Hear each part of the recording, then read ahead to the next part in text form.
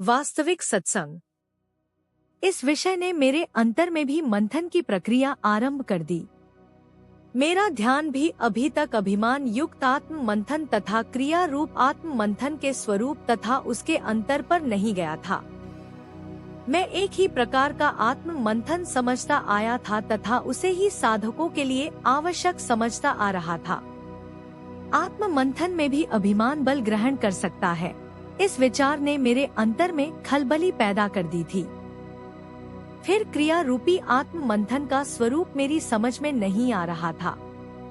इस विषय में महाराज श्री से चर्चा की तो उन्होंने कहा, क्रिया रूप आत्म मंथन शक्ति की अत्यंत सूक्ष्म क्रिया है, जिसे केवल अनुभव ही किया जा सकता है। जिस प्रकार साधक अन्य क्रियाओं का साधन में अवलोकन करता, इसी प्रकार इस क्रिया को भी अंतर में घटित होते अनुभव करता है। अपने आप विषय उभरते रहते हैं तथा मंथन क्रिया चलती रहती है। अभिमान युक्त आत्म मंथन के संस्कार भी चित्त में संचित होते हैं, जो आत्म मंथन क्रिया के लिए आधार है। जब साधक पूरी तरह शक्ति के प्रति समर्पित हो जाता है, तो आत्म मंथन का भार भी शक्ति को सौंप देता है। महाराज श्री के इन विचारों को हृदय में धारण करके मैं साधन गुफा में जा बैठा। आत्म मंथन का कोई विचार उस समय मेरे अंतर में नहीं था। मन एकदम सभी विचारों से रिक्त था। पहले कुछ क्रियाएं होती रहीं, फिर वह अवसर उदय हुआ जो इस समय मेरी दुविधा बन रहा था। आत्म मंथन की क्रिया प्रकट होने लगी। अपने आप विषय उभर रहे थे तथा अपने आप उन पर विचार की क्रिया चल रही थी तथा अपने आप ही निर्णय हो रहे थे। मैं बीच में केवल एक दर्शक बने बैठा था। इन सारी क्रियाओं से मैं एकदम पृथक था, केवल साक्षी। महाराज श्री जब भी इस प्रकार की कोई बात कहा करते थे तो मैं साधन में उसका अनुभव ले लिया करता था। मुझे याद है कि महाराज ने दीक्षा विज्ञान के बारे में बहुत कुछ कहा था, तो मैंने इसी प्रकार उसका अनुभव ले लिया था। अब क्रिया रूप आत्म मंथन का विषय स्पष्ट हो गया था। महाराज श्री भोजन के उपरांत थोड़ा विश्राम करके अपने कमरे में अकेले बैठे थे। मैं बाहर बरामदे में बैठकर कुछ पढ़ रहा था। इतने में मुझे आवाज देकर बुलाया, पूछा, चंद बरदाई की कथा का तुम पर क्या प्रभाव पड़ा है? मैं इस प्रश्न के लिए तैयार नहीं था, फिर भी कुछ विचार कर कहा, चंद बरदाई की कथा से मैंने यह निष्कर्ष निकाला है कि हम जैसे लोग अभी कहीं भी नहीं ठहरते, ना लगन में, ना साधन में, ना धैर्य में तथा ना समर्पण में। हमें अभी बहुत कुछ बनने बदलने की आवश्यकता है। उनके जैसा त्याग क्या हमसे संभव है? हम लोग तो अभी तक जबानी जमा खर्च में ही लगे हैं। महाराज श्री, ठीक कहा तुमने। संतों के चरित्र पढ़ने का यही लाभ है कि साधन के यथार्थ स्वरूप की कुछ झलक मिल जाती है। कई ऐसे अवसर आए जब संत अपमान के कड़वे घूंट पीकर रह गए, किंतु चेहरे पर शिकन नहीं आने दी। हम ऐसे अवसरों पर उत्तेजित हो जाते हैं। अपनी सुविधाओं की व्यवस्था में तनिक सी अव्यवस्था भी सहन नहीं कर पाते। अभिमान का यह हाल है कि हमारा सारा जीवन ही अस्वाभाविक है, किंतु बातें बड़ी ऊंची करते हैं। संतों ने साधन शिखर पर वास किया। आत्मस्थिति ही साधन शिखर है। जो अंतर में ऊंचा उठा है, वह जगत में कितना भी नीचा होकर शिखर पर स्थित है। वास्तविकता तो यह है, अंतर में जो जितनी ऊंचाई पर है, बाहर उतना ही झुका हुआ है। किंतु यह सच्चाई सामान्य जीवों की समझ में नहीं आती। वे जगत में ही अकड़ कर रहने के अभ्यस्त हो चुके हैं, धन वैभव के पीछे पागल हैं। परिणाम यह है कि अंतर में आनंद का सागर लबालब भरा है, किंतु वह दुखमय जीवन बिता रहे हैं। मैंने कहा, सुनने में यह बातें कानों को अच्छी लगती हैं, पर पता नहीं क्या हो जाता है, व्यवहार में उतरते ही सब भूल जाते हैं। जगत सामने आते ही जगत के रंग में रंग जाते हैं। अध्यात्म एक और रखा रह जाता है। नियम संयम सब हवा हो जाते हैं। महाराज श्री पर चंद बरदाई का वृतांत मन को झकझोर तो देता है।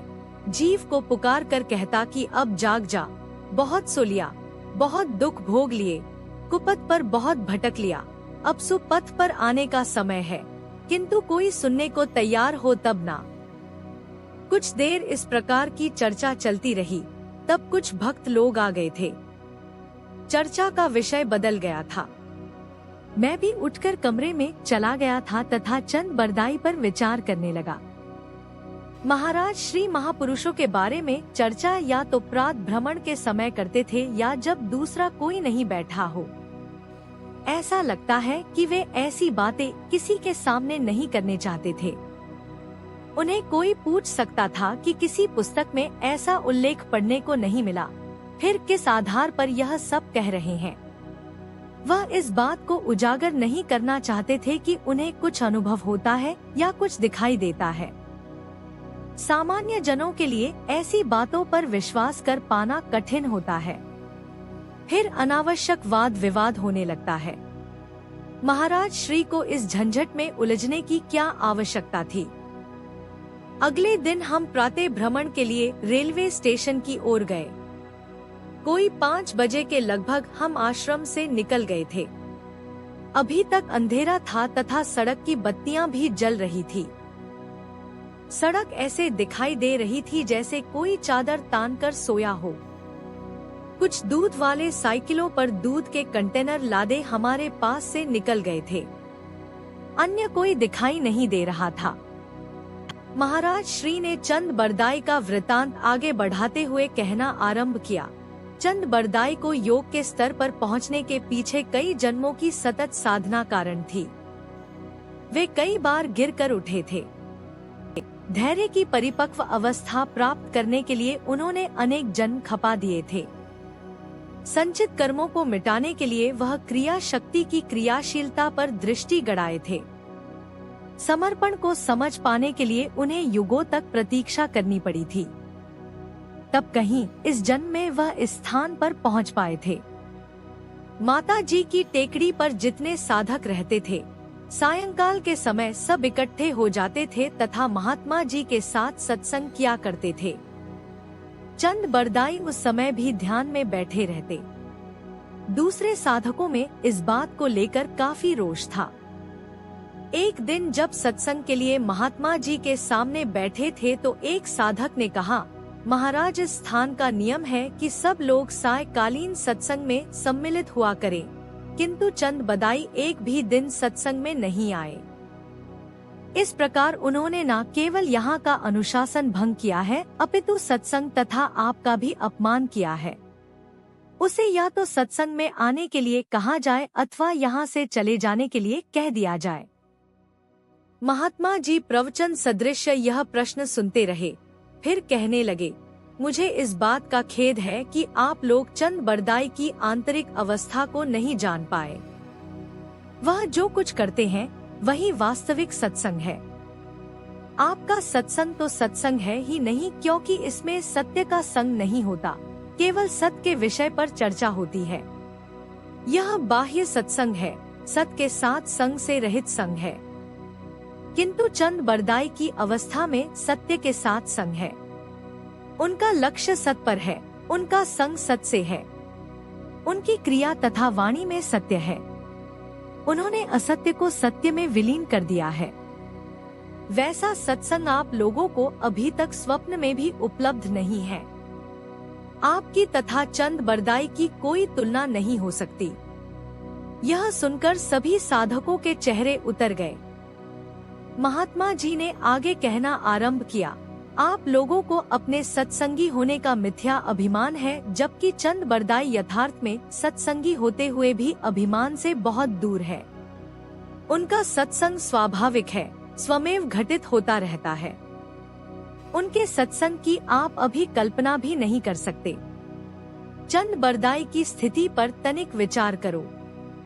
वे राजकवि हैं, राजसी रहन सहन है, नौकर चाकर है, सब प्रकार की सुविधा उपलब्ध है। खाने के लिए एक से एक बढ़िया पकवान है, किंतु सबका मोह त्याग कर कैसे दिन काट रहे हैं। आंतरिक सत्य की अनुभूति के बिना यह त्याग संभव नहीं। आप लोग चंद बरदाई के बारे में ऐसी वैसी बात ना सोचे और ना करें। एक साधक हम लोग अपनी भूल स्वीकार करते हैं तथा उसके लिए क्षमा प्रार्थी हैं। हम लोग चंद बरदाई को समझ नहीं पाए। महात्मा जी, साधक का कर्तव्य है कि अपनी भूल ज्ञात होने पर तत्काल निसंकोच क्षमा मांग ले। आपने साधक धर्म का ही निर्वाह किया है। मैंने कहा, एक सच्चे साधक को कैसी कैसी कठिनाइयों का सामना करना पड़ता है। संसारी लोग उसके मार्ग में बाधा बनते ही हैं, किंतु अपने आप को साधक समझने मानने वाले उसे अधिक परेशान करते हैं। ऐसा हर सच्चे साधक का अनुभव है। यहाँ तो महात्मा जी ने उन्हें बचा लिया, अन्यथा साधकों ने तो उनके लिए जाल बुन ही दिया था। महाराज श्री चंद बरदाई जब दिल्ली से चले थे तो भिक्षा मांगते खाते यहाँ तक पहुँचे थे।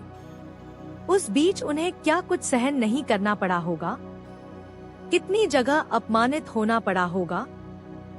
लोगों को क्या पता उनके द्वार पर भिक्षा मांगने वाला राजकवि है।